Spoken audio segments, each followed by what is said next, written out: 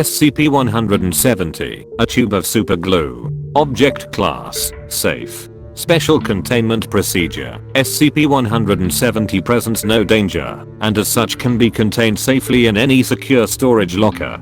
However, due to the potential misuse of the substance, as well the limited quantity of SCP-170 available, no personnel may remove it from storage without prior approval from Dr. Data expunged. Description: SCP-170 appears to be a standard tube of superglue, in a yellow tube 13 cm long.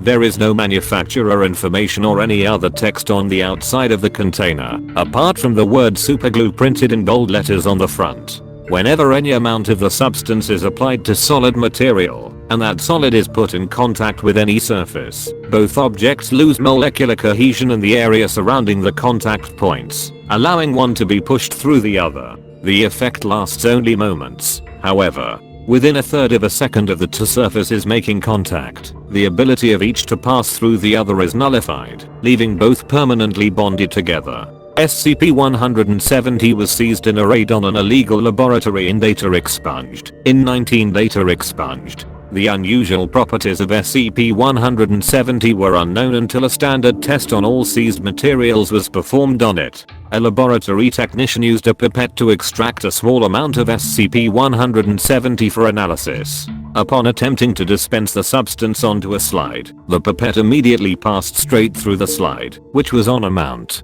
Further tests were run upon the pipette/slide, and it was discovered that they were bonded on the molecular level. Upon hearing of this, SCP personnel were dispatched to confiscate all seized materials.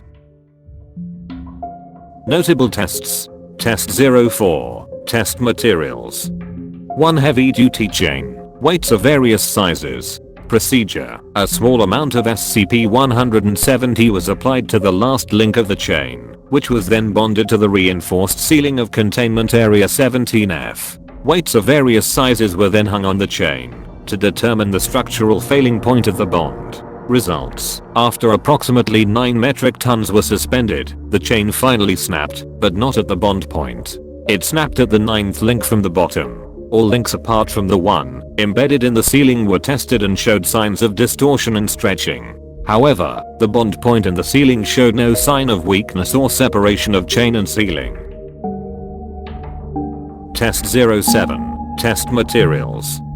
2 identical cubes of 24-karat gold, as close to 100% pure as possible. Procedure: using robotic arms to ensure perfect alignment. Cube 1. The cube with SCP-170 applied was pushed completely through Cube 2, leaving what appeared to be 1 gold cube equal in size to either of the original cubes. Results: upon examination of the sole remaining cube, it was found to have a density of 38.6 grams per cubic centimeters, which is precisely twice the density of gold. Even melting the sample did nothing to change this, as the resulting liquid gold also had the same density. This implies that the substances don't displace each other. Every atom is accounted for. Analysis of the atoms has proven that they are regular gold atoms, implying that they don't undergo nuclear fusion to accomplish the increase in density. The atoms are simply packed into a smaller space than the laws of physics would seem to allow. In light of this experiment, Dr.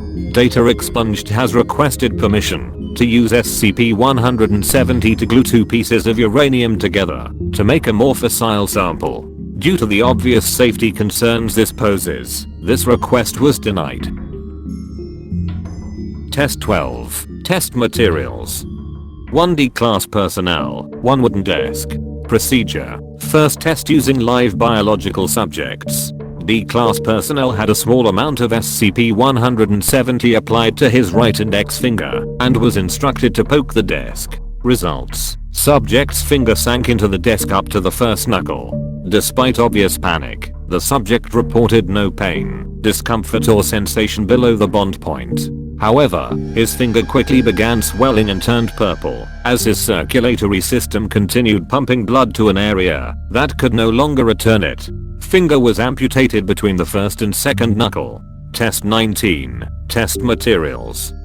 1 Pratt & Whitney F100 jet engine. The reinforced ceiling of Containment Area 19B. Procedure: SCP-170 was applied to the jet engine mountings, which were quickly pushed 3.2 centimeters, approximately 1.25 inches, into the ceiling of the chamber. After connecting an appropriate fuel supply and control system, the jet engine was fired. Results: the engine was run continuously at high speed for 40 minutes, while cameras monitored the joint point for any signs of stress. While small cracks appeared in the concrete around the joint point, there were no indications of any possible structural failures or separation of the two materials, even under a force of 120,000 newtons.